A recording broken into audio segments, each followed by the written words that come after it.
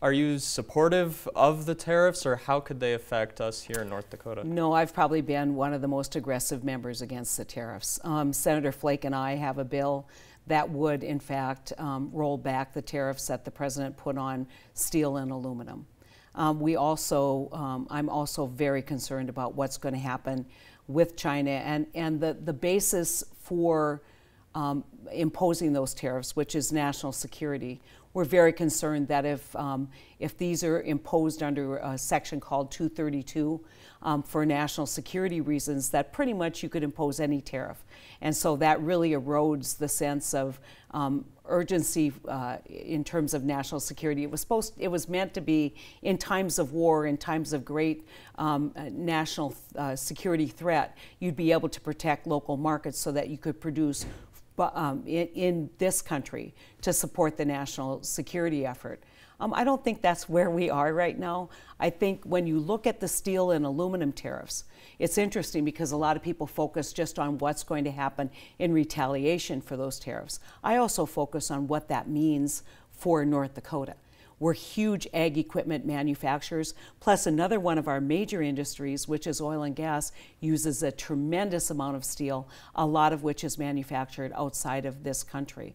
And so these tariffs not only affect our agricultural industry, they're going to affect our energy industry. And so let me just kind of walk through some of the things that have been happening in the last last month. You have steel tariffs, which increase input costs for drilling and for our oil industry. You have the president asking the Saudis to produce 1 million more barrels a day, or his administration asking the Saudis to produce 1 million more barrels a day of oil, which has the effect of depressing prices. And you have now the threat of China not retaliating against oil imports. You know, one of the things I'm very, very proud of is that in 2015, I was able to work across the aisle in a bipartisan way to open up international markets for oil produced in the lower 48.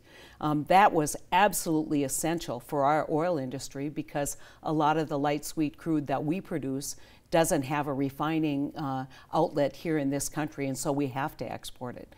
That export has meant an incredible opportunity for our shale producers in particular.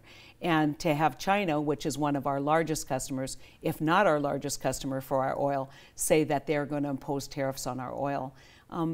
This is hitting us all around North Dakota, not just in agriculture.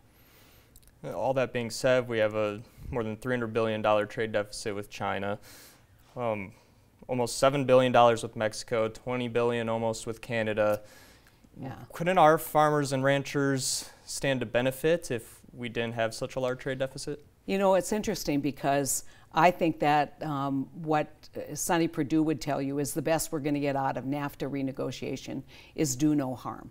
And so we have all of this stress with no real opportunity. There is opportunity in dairy.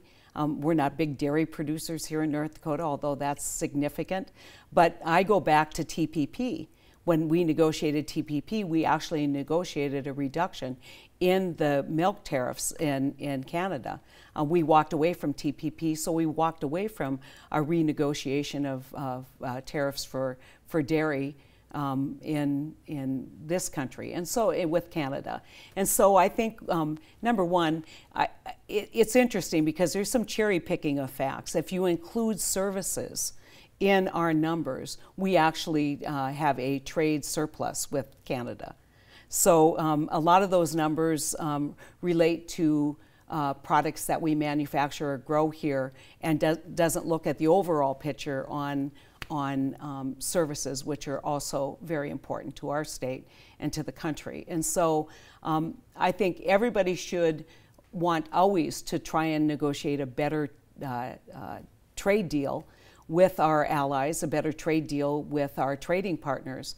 But I think imposing tariffs, that's kind of like using a very aggressive first step to get this done.